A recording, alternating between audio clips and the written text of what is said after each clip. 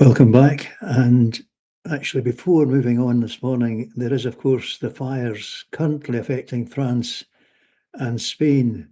And, of course, on our doorstep, the Caledonian forests creating a great deal of fear and danger for all concerned.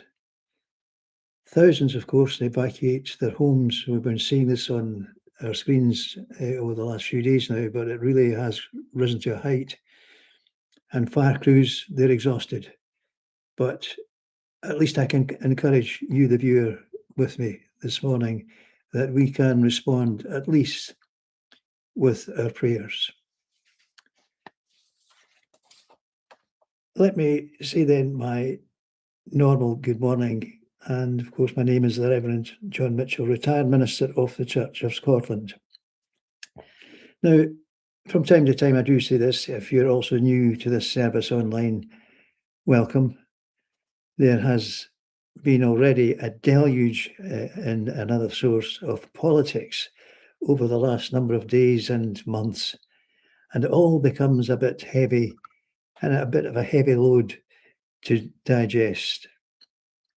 Promises appear that are all carefully costed, making things look great on paper.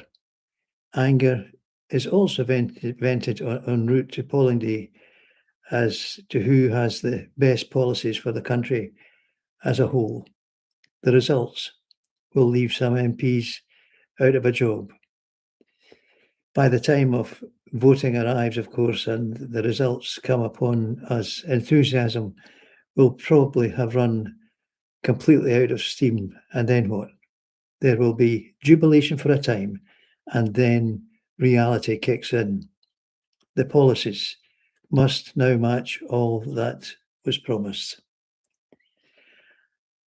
I was reminded at this point of promises from another source, the promises of God, and there are many. The voice of the prophets being the mouthpiece of God and his people, who often wandered from his teaching. On many, many occasions, they suffered because they had turned to other gods. The classic, of course, was the making of the golden calf. When Moses was away for too long, the Israelites asked Aaron to make them a new god. And he took their golden earrings and made a golden calf from them. The golden calf, of course, was an idol that the people worshipped then instead of the real God. They had cast aside the promise of God. In doing so, it brought upon them a whole lot of trouble. Does that not sound familiar? Well, as we move on and get the service up and running officially, we turn now to our first hymn. Bind us together, Lord.